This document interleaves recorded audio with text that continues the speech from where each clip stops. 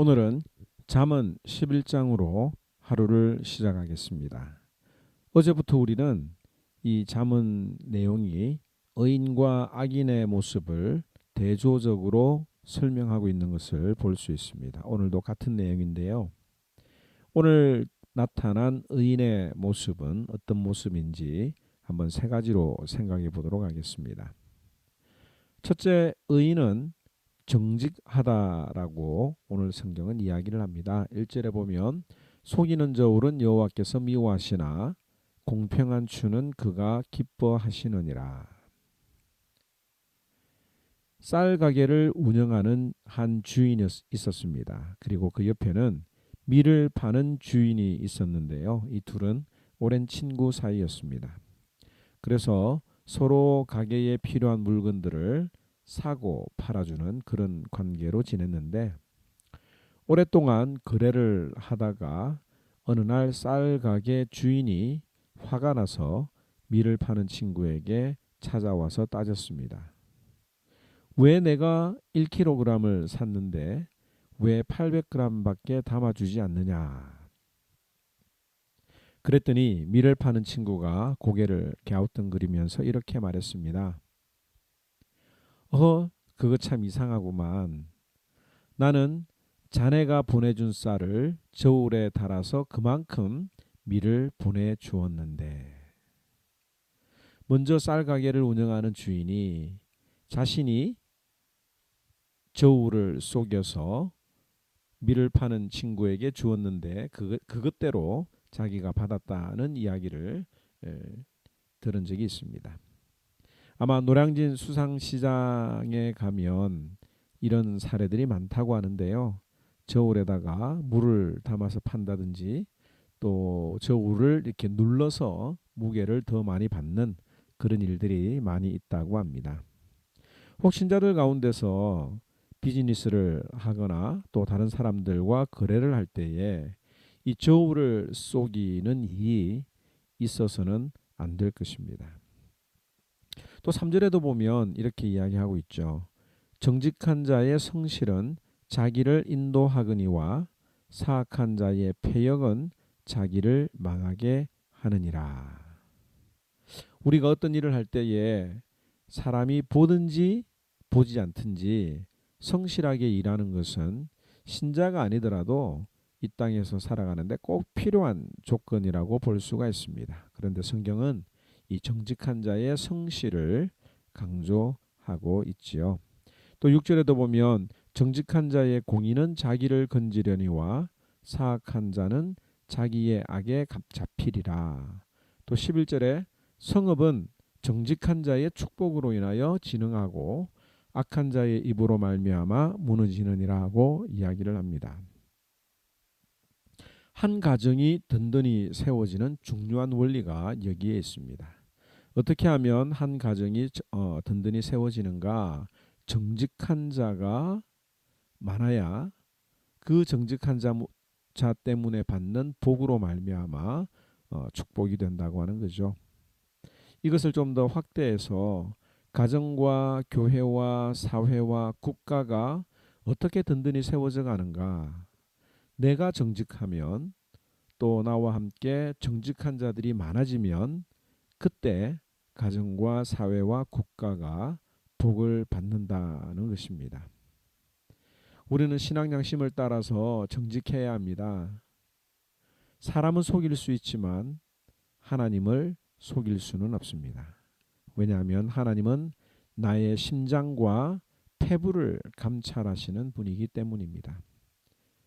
그러므로 내가 의인인지 아니면 악한 자의 모습을 가지고 있는지 알 수 있는 첫 번째 내용은 바로 내가 하나님과 사람 앞에서 정직한가라고 하는 것을 점검해 봐야 할 것입니다. 왜 이 정직이 필요하냐면 하나님께서는 이 정직한 자를 기뻐하신다고 1절에 이야기를 하고 있죠. 공평한 추는 여호와가 기뻐하시느니라. 다음에 두 번째 나오는 의인의 조건은 어제와 마찬가지로 이 말을 언어에 대한 내용입니다. 9절에 보면 악인은 입으로 그의 이웃을 망하게 하여도 의인은 그의 지식으로 말미암아 구원을 얻느니라.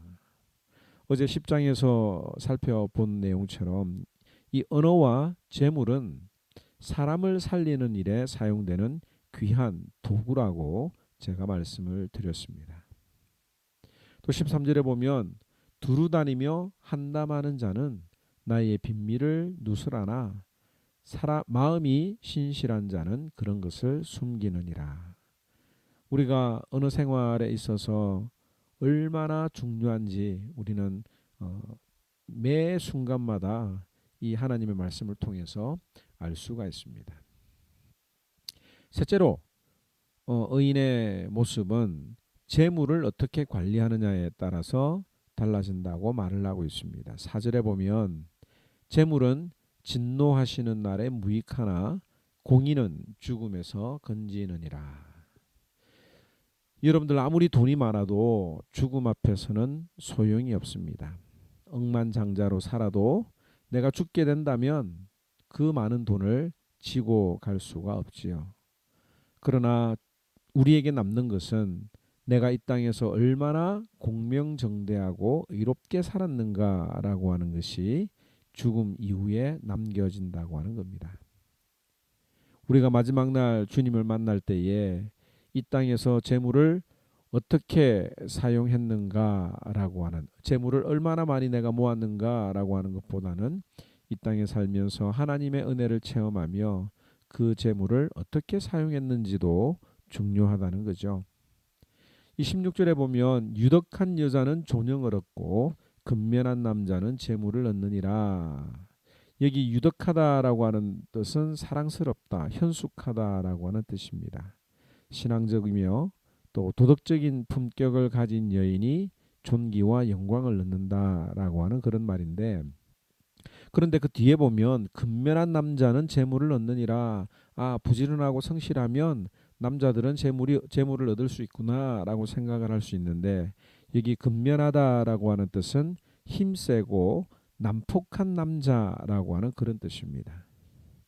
돈 버는 일에 무식하고 난폭하게 앞뒤 가리지 않고 일한 사람은 단지 재물만 얻을 뿐이다 라고 하는 그런 뜻으로 사용되었습니다.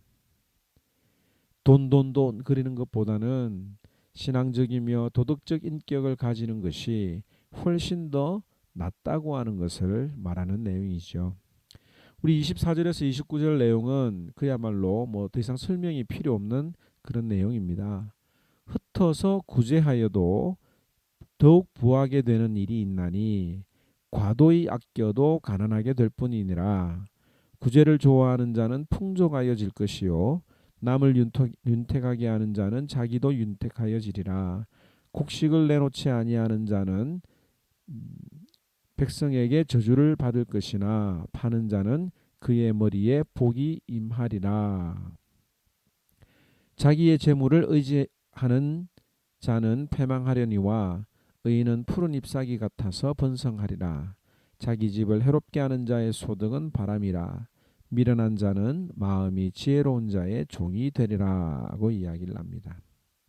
수학적으로 계산하면 남을 도와준 만큼 그만큼 자신의 수입이 없어져야 합니다. 그런데 이것을 경험해 본 사람들은 잘 압니다. 이상하게도 도와준 만큼이나 아니 그 이상으로 채워진다는 사실을 말입니다. 도무지 이 하나님의 나라에는 덧셈과 뺄셈이 통하지 않는 것 같습니다. 예를 들면 내가 나보다 형편이 어려운 사람들을 도와주었는데 엉뚱하게도 그와 상관없는 곳에서 다른 도움을 받을 때가 있는 경우입니다. 그래서 어떤 이는 아예 전혀 연고가 없는 사람에게 무명으로 자선을 베풀기도 합니다. 비록 내가 그에 대한 보상을 받는 것이 없을지라도 마음이 풍족해지고 또 하늘 아래에서 행한 모든 선한 행위들로 인해서 은혜와 복을 받기 때문이죠.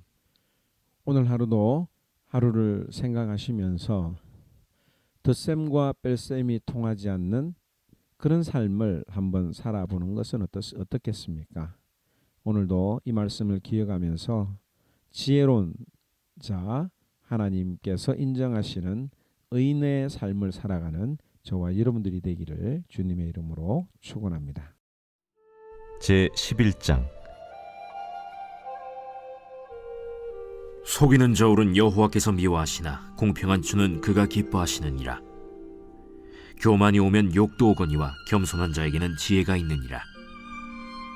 정직한 자의 성실은 자기를 인도하거니와 사악한 자의 패역은 자기를 망하게 하느니라.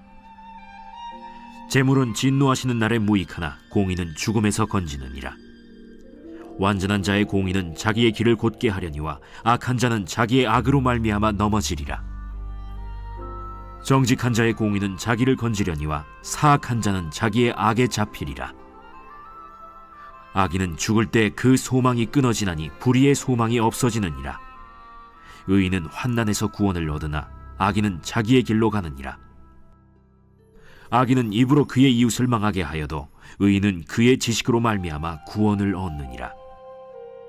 의인이 형통하면 성읍이 즐거워하고 악인이 패망하면 기뻐 외치느니라. 성읍은 정직한 자의 축복으로 인하여 진흥하고 악한 자의 입으로 말미암아 무너지느니라. 지혜 없는 자는 그의 이웃을 멸시하나 명철한 자는 잠잠하느니라. 두루 다니며 한담하는 자는 남의 비밀을 누설하나 마음이 신실한 자는 그런 것을 숨기느니라. 지략이 없으면 백성이 망하여도 지략이 많으면 평안을 누리느니라. 타인을 위하여 보증이 되는 자는 손해를 당하여도 보증이 되기를 싫어하는 자는 평안하니라. 유덕한 여자는 존영을 얻고 근면한 남자는 재물을 얻느니라. 인자한 자는 자기의 영혼을 이롭게 하고 잔인한 자는 자기의 몸을 해롭게 하느니라. 악인의 삭은 허무하되 공의를 뿌린 자의 상은 확실하니라. 공의를 굳게 지키는 자는 생명에 이르고 악을 따르는 자는 사망에 이르느니라. 마음이 굽은 자는 여호와께 미움을 받아도 행위가 온전한 자는 그의 기뻐하심을 받느니라. 악인은 피차 손을 잡을지라도 벌을 면하지 못할 것이나 의인의 자손은 구원을 얻으리라. 아름다운 여인이 삼가지 아니하는 것은 마치 돼지코의 금고리 같으니라.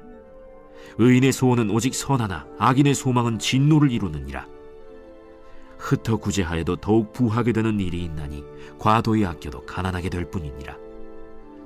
구제를 좋아하는 자는 풍족하여질 것이요 남을 윤택하게 하는 자는 자기도 윤택하여지리라. 곡식을 내놓지 아니하는 자는 백성에게 저주를 받을 것이나 파는 자는 그의 머리에 복이 임하리라. 선을 간절히 구하는 자는 은총을 얻으려니와 악을 더듬어 찾는 자에게는 악이 임하리라. 자기의 재물을 의지하는 자는 패망하려니와 의인은 푸른 잎사귀 같아서 번성하리라. 자기 집을 해롭게 하는 자의 소득은 바람이라. 미련한 자는 마음이 지혜로운 자의 종이 되리라. 의인의 열매는 생명나무라. 지혜로운 자는 사람을 얻느니라. 보라, 의인이라도 이 세상에서 보응을 받겠거든 하물며 악인과 죄인이리요